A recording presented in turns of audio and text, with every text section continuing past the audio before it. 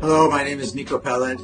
I am an activist and a writer. I was born in Jerusalem to a Zionist family. My father was a general in the Israeli army. My grandfather signed the Declaration of Independence of Israel, and I had a great uncle who was the president of the State of Israel. And these are just a few of my family members who were heavily involved in the establishment and the running of the State of Israel. I want to say a couple of things. We are now in the midst of a savage slaughter of Palestinians in the Gaza Strip. A few hours ago, Israel bombed the El Ahli hospital in Gaza, killing nobody knows how many, but close to 1,000 people, injuring again nobody knows how many.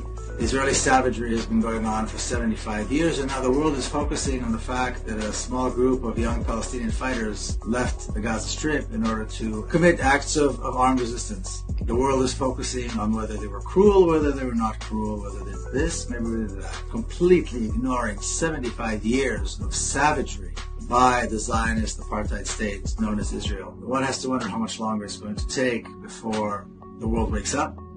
Right now, as I'm recording this, Joe Biden is on his way to show support to Israel. Negotiations are being held about a ceasefire, about safe passage, a safe corridor, where in fact what needs to take place are immediate sanctions against the State of Israel, withdrawal of all diplomats out of Tel Aviv and kicking out Israeli diplomats from the various capitals around the world, severe sanctions, boycotting and kicking Israel out of every international arena, sports arenas, cultural arenas, academic arenas, diplomatic arenas. There should be no contact with this pariah state. And immediate support needs to be given to Palestinians everywhere, but of course particularly in the Gaza Strip, and a no-fly zone should be declared over the Gaza Strip. Nothing less than that is worthy of even discussing in terms of negotiations. And one would hope that the Palestinians who are going to be engaged in the negotiations will have the ability to be forceful enough, knowing full well that the people are being slaughtered by the second. So this is my message. I believe that Zionism is a crime. The State of Israel is the expression of that crime. We need to do everything we can. And we need to remember that at the end of the day, the collapse of the apartheid regime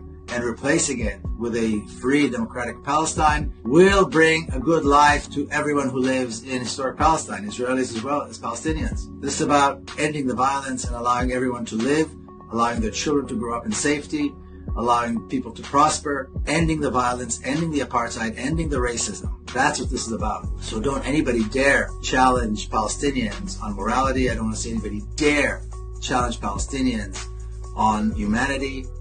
Palestinians have demonstrated themselves to be disciplined, caring, and carrying a burden of such savagery against them that is unheard of. So please join me in the struggle to end the apartheid regime, replace it with real democracy, and support the Palestinian struggle for justice and liberation without any reservations. This liberation, this freedom, this justice should come with no conditions. Unconditional.